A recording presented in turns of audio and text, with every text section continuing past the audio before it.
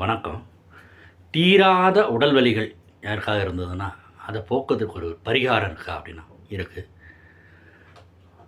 பக்கத்தில் இருக்கிற பெரிய சிவன் கோயிலில் திங்கக்கிழமை உச்சிகால பூஜை நடத்தும், அம்மனுக்கு நடத்துவாங்க.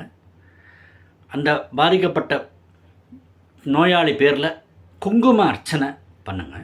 இந்த குங்கும அர்ச்சனை பண்ணும்போதே அம்மாவுக்கு திரவிய பொருட்கள், பால், இளநீர், மோர், பன்னீர் இதெல்லாம் வாங்கி கொடுங்க.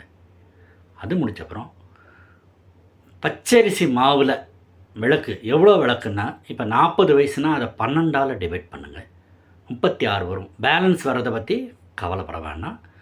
3 விளக்கு. 50 வயசுனா 4 விளக்கு, இந்த மாதிரி வரும்.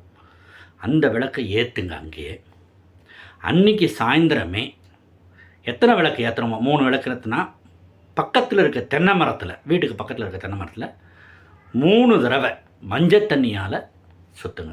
4னா 4 தடவை சுற்றணும். அந்த மாதிரி சுற்றுங்க.